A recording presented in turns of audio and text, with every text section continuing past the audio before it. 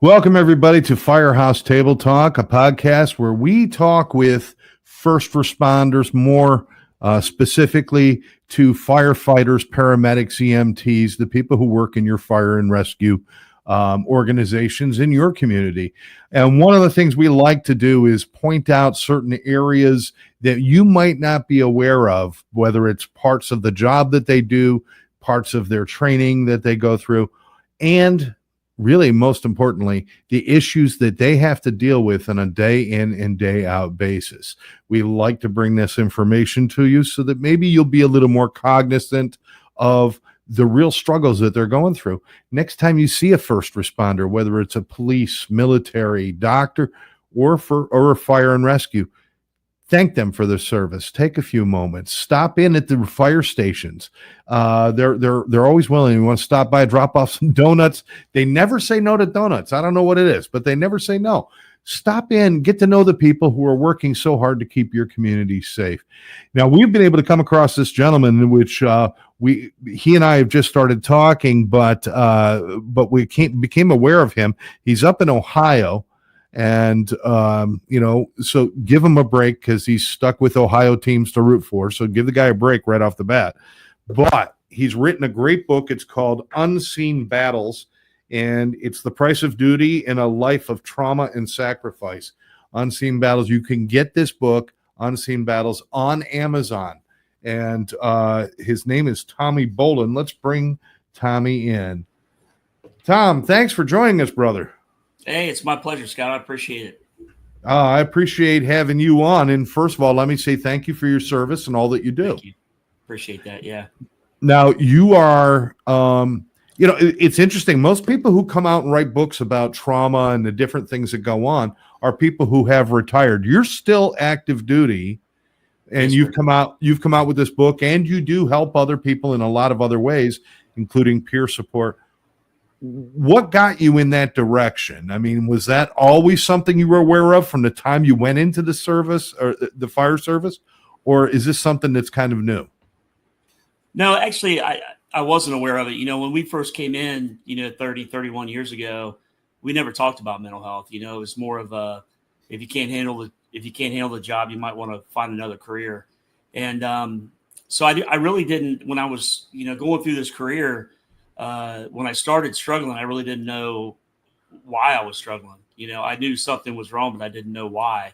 And so it started to come really to the forefront back in 2019 when it came to a head. And then that's when I went and got help and then came back out and, started working a lot with, I started sharing my story. And within, oh my gosh, a couple of months, I was lecturing different fire departments. I was lecturing at the police departments and corrections facilities. And yeah, it's been a ride, man. It's been crazy. But like I said, it's something I think is coming to the forefront now, more prevalent, but we still have a long way to go.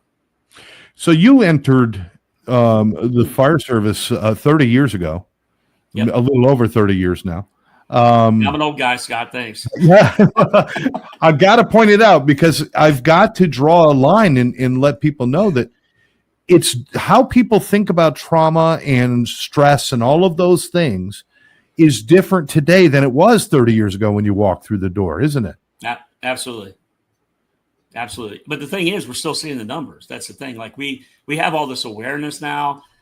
We have people like me out there lecturing and talking about this stuff, but we're still seeing the numbers and the suicides. And the sad thing is I'm not even talking about the suicides. I'm talking about the thousands upon thousands of our brothers and sisters in all public service. Anybody that serves on a line of trauma, struggling with mental health issues, depression, anxiety, PTSD, failed marriages, substance abuse. And so it's not just the suicides, it's ruining people's lives. Yeah, because I think a lot of people, we could all talk about suicide numbers, but that's a small portion of the problem, although it's a huge problem. More fire and rescue die by suicide than die in the line of duty every year. I understand that. That's a terrible number. But there's so many other things that are affected. It's not just about the ones who take their lives or try. It's about the relationships that are lost, the families that are destroyed, the financial ruin, the addictions that might develop. uh, there's a whole laundry list of things that happen if you're not dealing with this trauma, right? That's correct. Yeah, that's it. And the thing is, we always talk about the trauma, but it's not just the trauma alone. Let's take example the fire service. We work 24/48, so I don't know what a normal sleep schedule's been for the last 30 years. And Right. it's the insomnia and the sleep deprivation and the chronic stress that comes along with the job and the traumas. They all combine, and that's what we kind of focus on the traumas, which is a big part of it, but it's a bigger issue. Yeah, that is. And one of the things that just so people understand, if they haven't seen this show before, we call this Firehouse Table Talk because there used to be this tradition of everybody coming back into the station after a call, and you all get around the table and you eat together, and there's a lot of table talk. There's a lot of talk going on.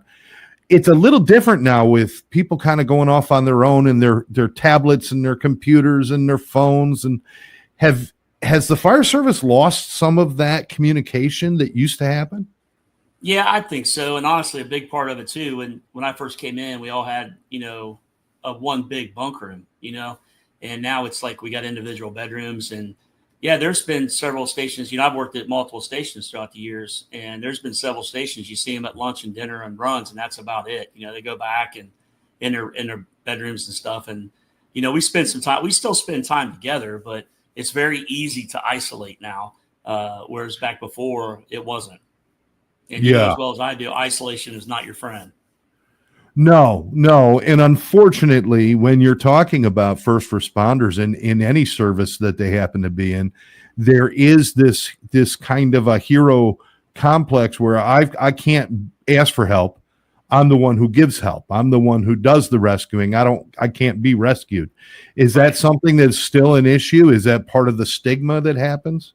Yeah, absolutely. The funny thing is, like I said, we have all this advocacy now for mental health, but we're still struggling with this thing called stigma. And, I always struggle with this word. Obviously, when I started going through my stuff, I didn't want to come out and tell anybody. I didn't want, my guys to look at me as weak. I didn't know if they were going to want to follow me being a lieutenant.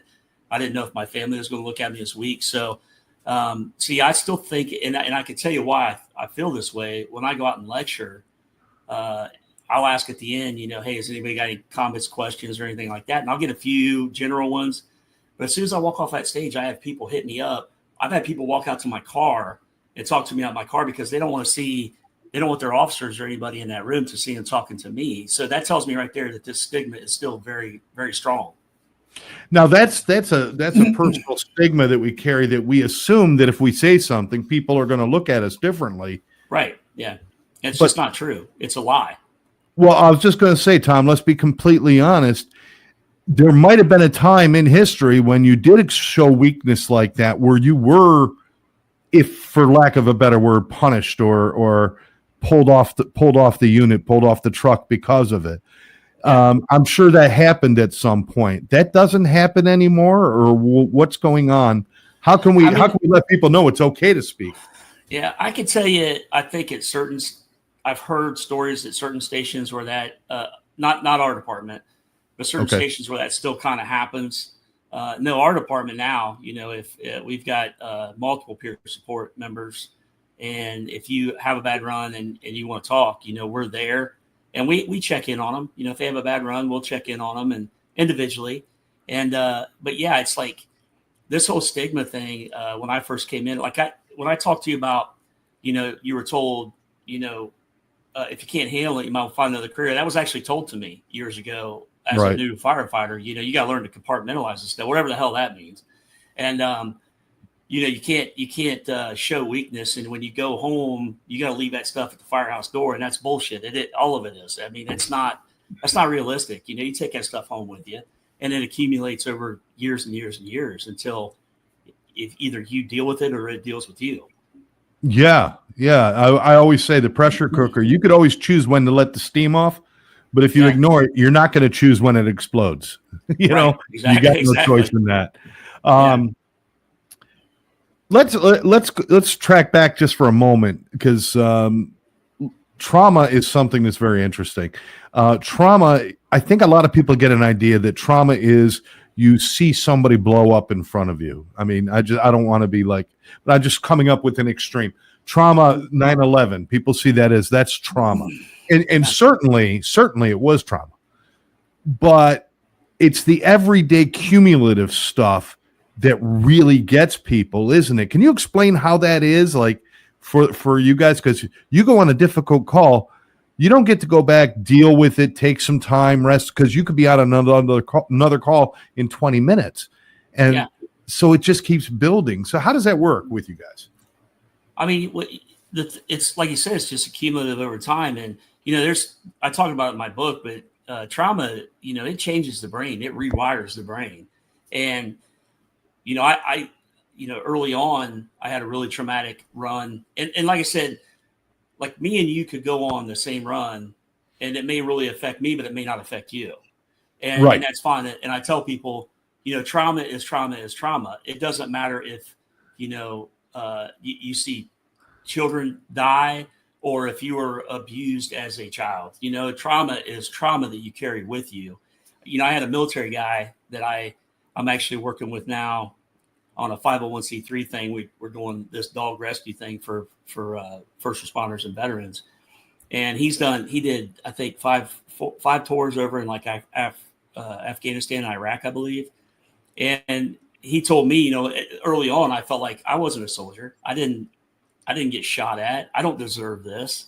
And he stopped me in my track. He stopped me. He's like, listen, he goes, we go away for maybe one tour, and then we come back to society. He goes, how long you been doing this? I'm like, 30 years. He's like, 30 years of this stuff, Tommy. Do you hear what you're saying? And they look at us like, I don't see how you could do what you do. And then I don't see how they could do what they do. So, trauma is all different for the individual.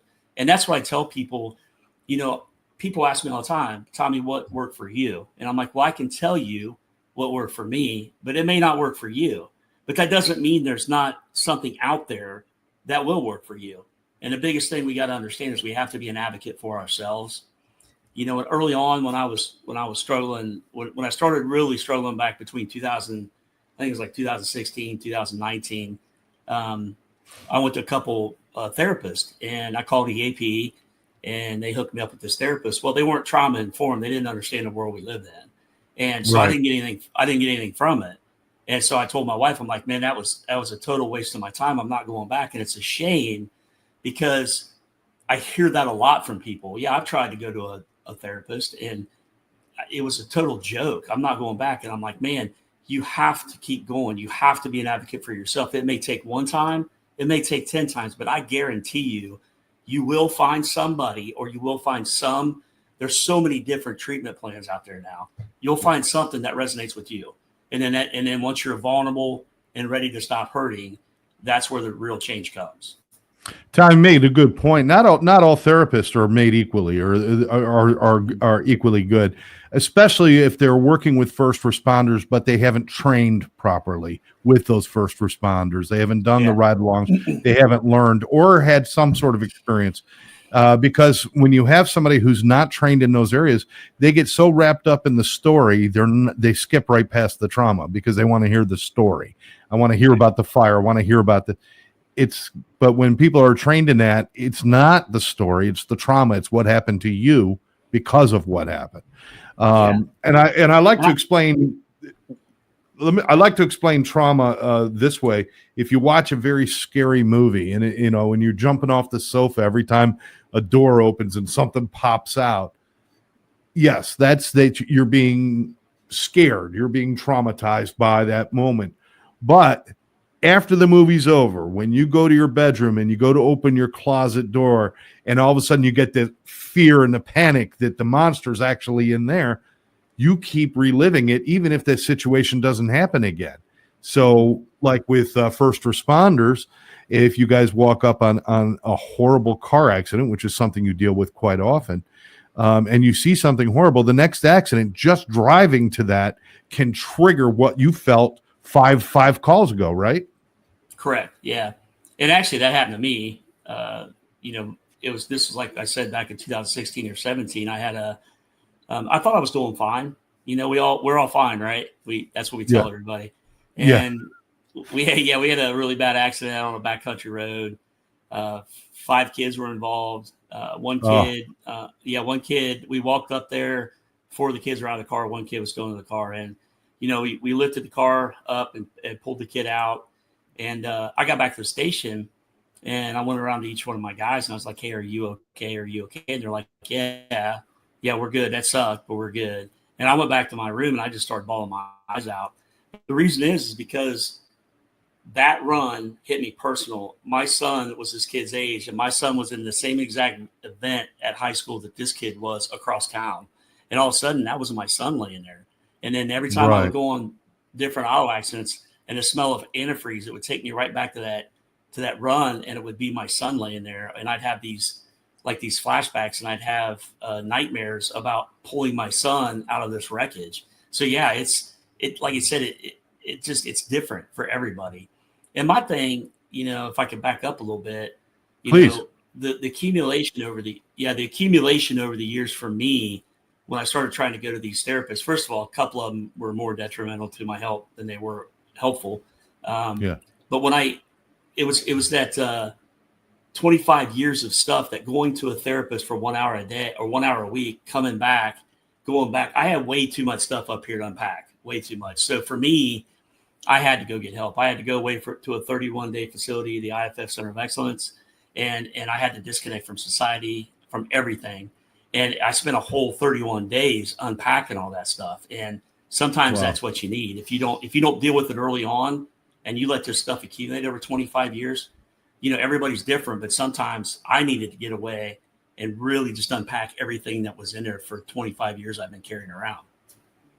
So this call that you're talking about with the kids, was this the beginning of you starting to realize the trouble you were in, or was there something else that kind of started bringing it about? And what other areas of your life were affected by you holding this in? Yeah, I just became very, I isolated a lot. At home, I was there physically, but mentally I was checked out. I became a terrible father, just the anger outburst. I became a terrible husband. I was in the blame game. I was blaming everybody else for my problems. It wasn't me. It couldn't be me, right? And Yeah.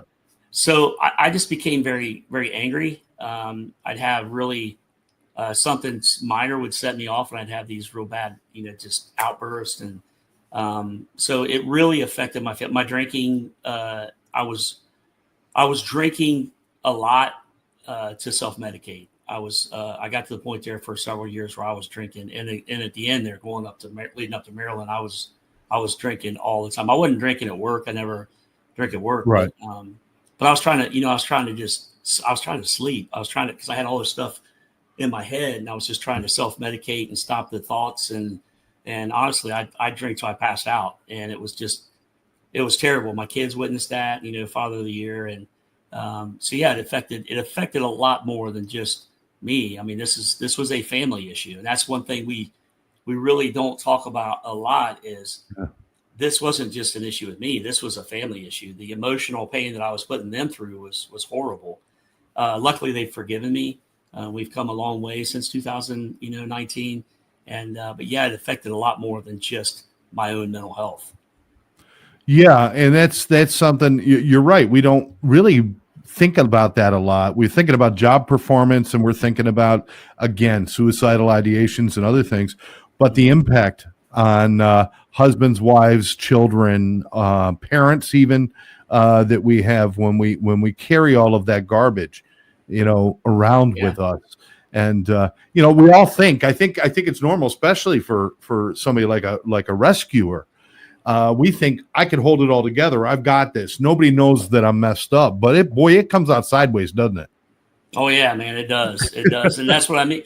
After that run, I remember I was me and my wife went to my brother's house for a little cookout, and, we were drinking. That's what we do. And my wife looked at me and she goes, "Are you all right?" And I'm like, I don't know.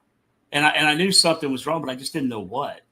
And I told her, I'm like, she's like, what can I do? And I'm like, well, I need to go see my uncle. So my uncle was my uncle was a former Marine, Vietnam Marine, and he worked for the Columbus Division of Fire. He retired like 18 years ago, but I said I need to go see my uncle because my father passed away, which was another big issue in my life. He passed away at 53 from cancer, and he was like, my best friend. And so we left, we went there. And as soon as my uncle walked in the door, even this was very hard for me because I looked up to this man. And he said, "What's wrong?" And man, I just started bawling. And he's like, "All right, let's go." So we grabbed a couple beers, walk out the back lot. And he's like, "What's going on?" And I told him about this run. And I'm like, "I don't know why I feel this way. I don't know. I mean, this is horrible. Why am I'm a professional. I should be able to deal with this kind of stuff." And we had a long conversation about a lot of stuff. It was good. And then we just never talked about it again. And then, that's kind of just how we dealt with things. You talk about it, you kind of get it off your mind, and then you move on. Even though it was still there, I felt better, but even though it was still there. So, it's crazy. It's crazy. Yeah. Did that answer your question? Yeah, absolutely. And the funny thing is that the pain of holding all that in, people generally don't have the idea of just what a relief that is to let it out. That the stigma is very short-lived. Once you start letting those floodgates open, you stop worrying about that and you start to actually believe that you can be okay. This is a daily practice now, though. If you're still in the fire service, it's not like you could dump everything, get better, and then not go back and take care of yourself. Self-care is really important, isn't it? Oh, big time. I tell people when you go through this stuff and you come out the other end, you have to be intentional on how you live your life from this point on. I wake up every morning. I try to set my mind right. I still deal with anxiety. I mean, when I got back from Maryland, I wasn't fixed.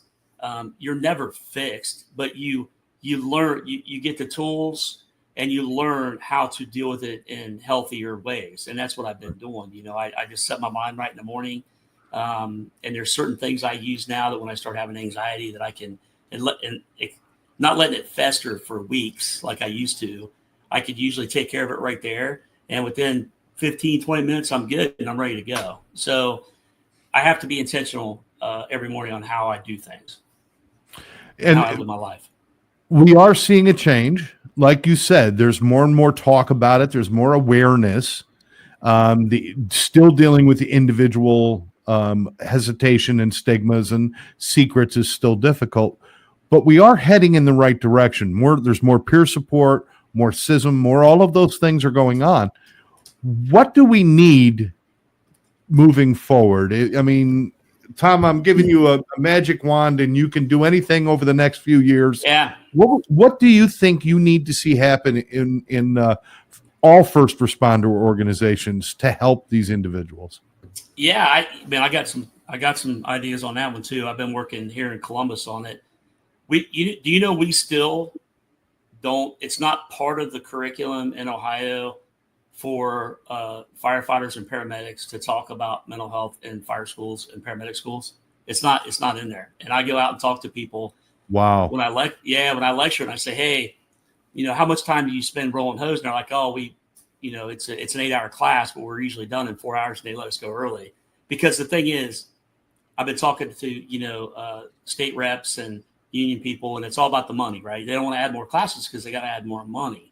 And I'm like, well, they let these guys go in 4 hours. All I'm asking is, can we restructure this and talk about the things that's really killing us, honestly. So I'm getting there with that. We're trying to work on that, getting this more, because we got to catch them early, right? We got to catch them early in their careers and let them know, hey, if we're going to see a big change, we got to catch these individuals early and let them know it's okay. It's not be okay. It's just not okay to stay there. We need to talk about this stuff. And the other thing I'm trying to battle right now is this whole stigma part of it. We still see the stigma out there, and we need to have more education in the firehouses. We need to have more people like me, which we got a lot now, but we need to have more people, even more people coming out and talking about this stuff and letting people know, hey, man, it's okay. It's okay. I went through it. I traveled this journey that you're on, and we need to break this whole stigma thing. It's kind of funny. I get stuck on this word. I was thinking about it a while back, and I incorporated it into one of my lectures in Kentucky recently. We get stuck on this word weakness, and Yeah. And even me going and talking to my uncle that day, I was super embarrassed, breaking down like that in front of a man that I really respected, right? And it's this whole thing because you feel weak. But the thing is, it's not weakness. It's called being a human being, right? Yeah.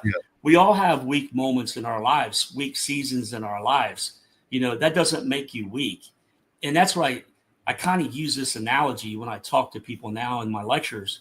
I think we get this whole thing, weakness, mixed up with meekness. I mean, you've heard the word meekness, right? Yes. So, Yes. yeah. So that actually the Greek definition of the word meekness is power under control.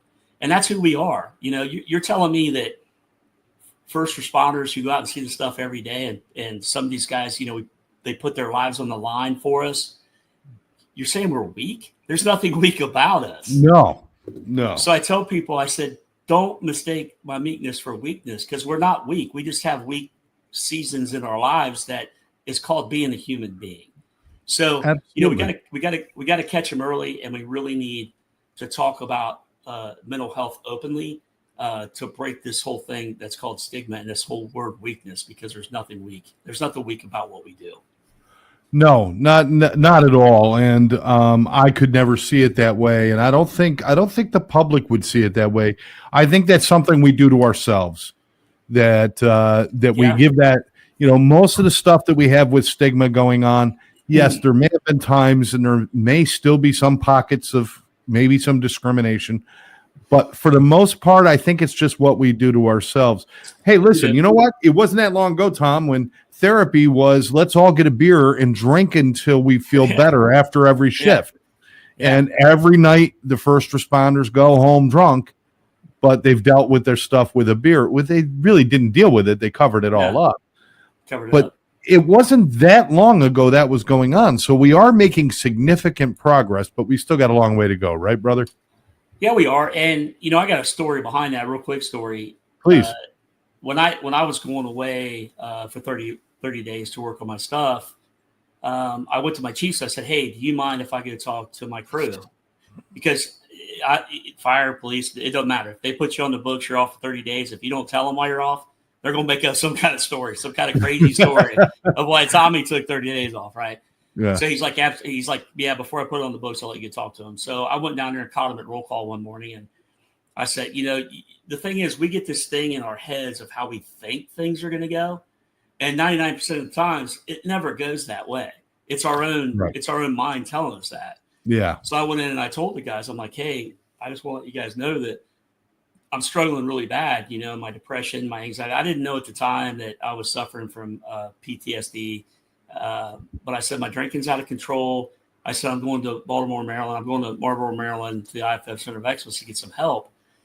And something awesome happened in that moment. One of the guys looked at me and goes, hey, boss, we love you. Come up and hug me. Said, go get the help you need. Get back to us. We need you back here.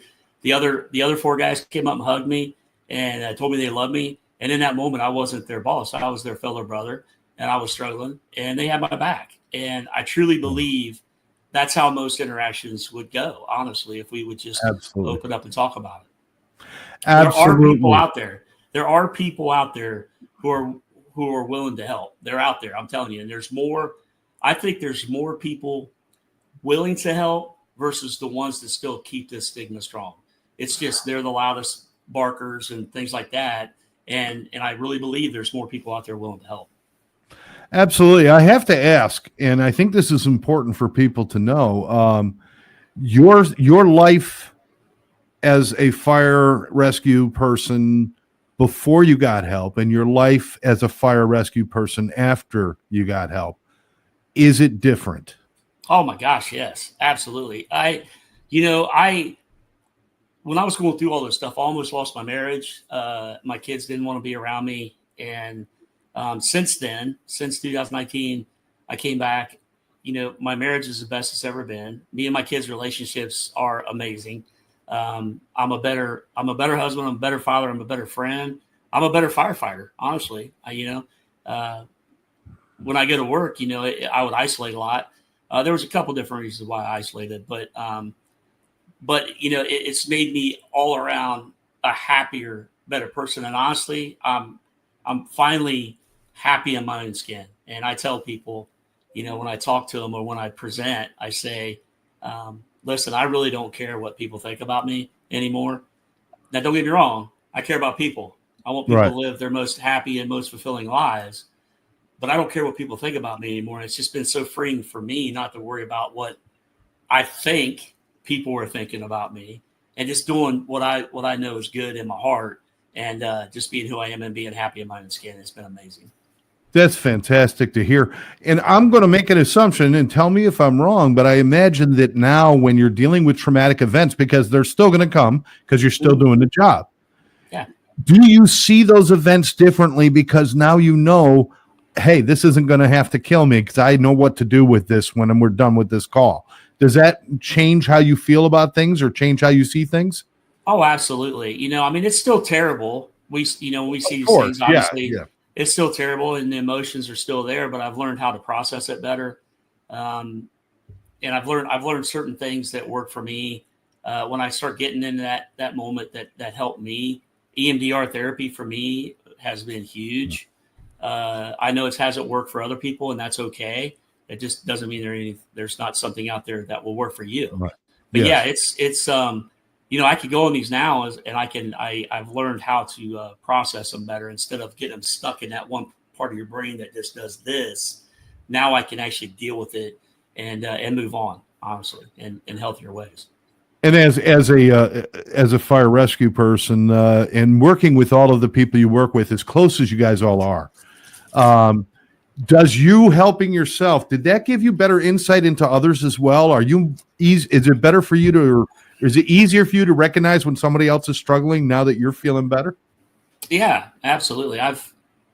It's happened. I've approached people. Hey, listen, are you okay? You doing all right, man? Just want to check in, and you'd be amazed at how many times somebody like, hey, can we go talk?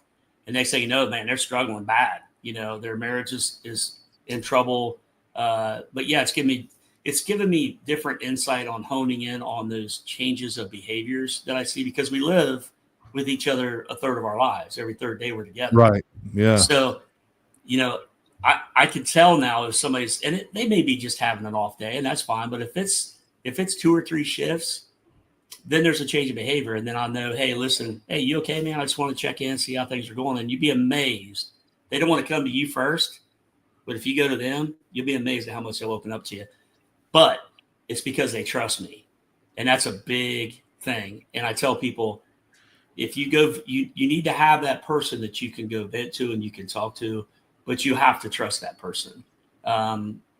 Because let's be honest, not everybody has your best interest in mind, right? So they have to trust that individual.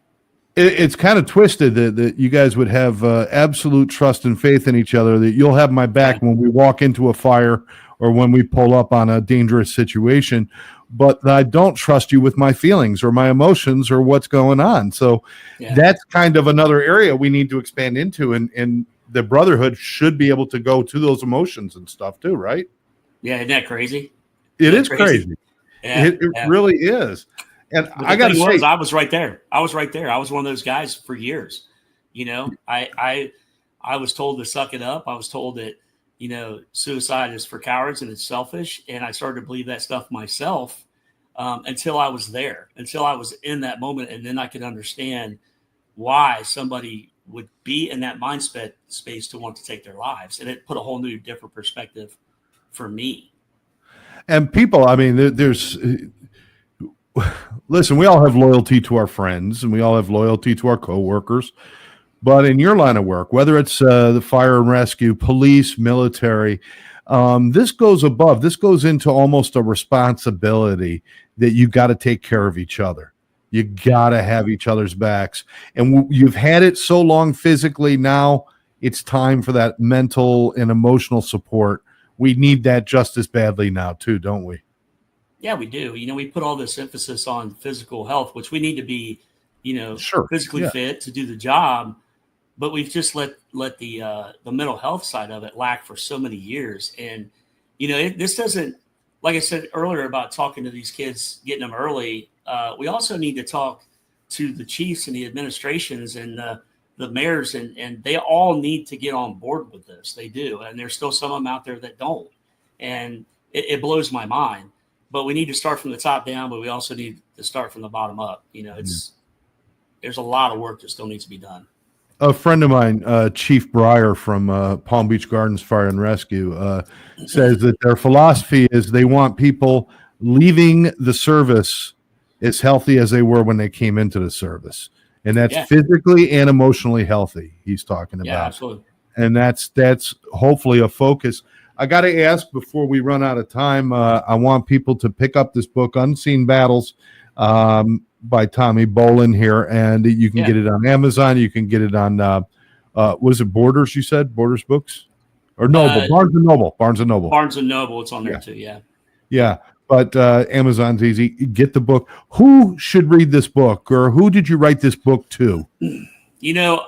When I started, somebody had told me a while back I should write a book, and I had thought about it, but I was like, man, I don't know. And they told me, there's like, hey, what if you did a book about everybody, not just you, about everybody, like all the different services. And honestly, kind of backing up a little bit, when I started talking about my issues, and then we did a video back in 2021 that's on YouTube, and I had so many people reaching out to me from all different walks of life, nurses, firefighters, paramedics, police officers, corrections officers. And it really kind of stuck that, hey, this isn't just a fire issue. This is an issue with everybody that serves on the line of trauma. So that's how I kind of went at this book. It's my story, but intertwined is stories from other first responders. And there's also, I got a mental health therapist that talks in my book, or that's in the book. I've got some of the science behind the brain. I even tell therapists, part of my book, one of the guys that's in my book, Ty from Sacramento, California, he's a chief out there. He said the first time he ever went and talked to a therapist, she started crying when he started telling her the stories. And he's like, man, he goes, why do I want to traumatize her? So he never went back, to this until it came to a head.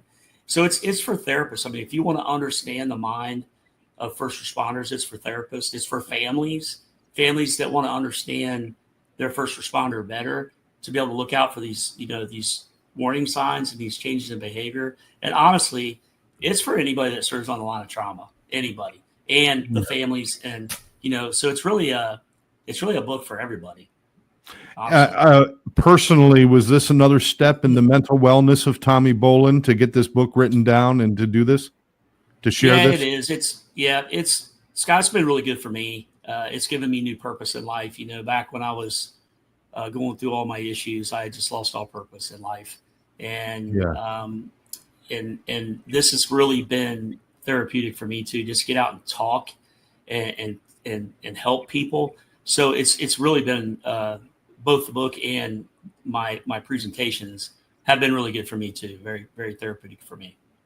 I want to let everybody know that if you want to know more about Tommy, and they're working on, just telling you, they're working on the website, so it'll get better as they develop it, just like everyone else. I hate working on websites. I don't know about you. I hate doing it. You got to find the right people. But go to First Responder Support LLC.com. First Responder Support LLC.com. And you could follow what's going on with him. Make sure you get the book, Unseen Battles. Again, available on Amazon, Barnes & Noble. Last thing, Tom, before we go, and I could talk to you for hours, honestly. I appreciate what you do, and I'm sure a lot of people out there owe a lot to you for just telling your story, for speaking up and having that courage. But somebody out there's listening right now. There's a firefighter out there, and they're white-knuckling it while they're listening to this show, and they're trying to hold it all in, trying to hold it together for the family, for their squad, for the whole department. What do you want to tell them? You're going to talk directly to him right now. What do you want to tell him? You're not alone. You're not alone in this. You might feel like you're on this island by yourself. I felt like I was going crazy, and there are so many other people out there. You'd be amazed when you open up and just talk about what you're going through, of how many more people are out there going through the same thing. And that was huge for me. When I went to Maryland, we joked that the real therapy started at the fire pit at 5:00 in the evening, because I'd be sitting out there with sometimes 20 to 40 of my brothers and sisters around the country just talking about our issues and just knowing I wasn't alone. And I hear that a lot when I talk to people, like, man, I just feel like nobody would understand and that I'm alone. I'm like, you're not alone. There are more of us out there. There's way too many of us out there to be alone, honestly. And sitting around talking like that, sitting around and being able to open up, you start to normalize the fact that it's okay not to be okay. It's okay to have bad moments. It's okay. And once those things become normal, then we're able to speak about them quicker, and they won't take root and cause permanent damage like it can if you keep swallowing it. I assume right now your wife, your kids, very proud of you. I'm proud of the work that you're doing. Thank you. I appreciate that. You know, there had to be a point when you thought you'd never be able to be happy like this, right? Absolutely. Yeah. Can you tell me now? We always talk about what was the thing that made you change. I would like to know, was there a moment when you said, "Holy shit, this might work. I'm actually feeling better." Do you remember those moments? Yeah, I do. A lot of, like I said, when I came out of Maryland, I wasn't fixed, but I kept being intentional on how I lived my life and just talking about it and speaking to people. And that was a huge change for me. You know, I could go, like you said, I could go on and on and on about a lot of stuff, but there were several incidents that set me on this path to go get help. You know, one of them was my suicide attempt.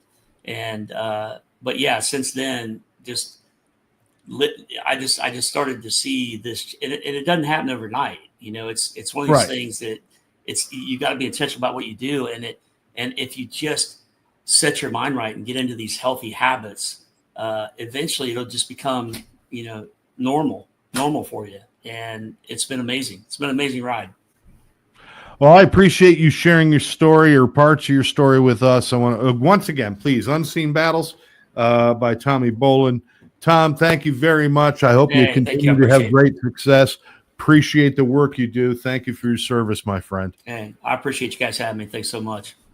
And thank all of you for spending some time with us right here on Firehouse Table Talk. Don't forget to subscribe to the channel, like the video, and certainly share your comments with us. Those are very, very important. Until next time, I'm your host, Scott Jones, thanking our guest, Tommy Bolin. Everyone take care. Bye-bye. Take care.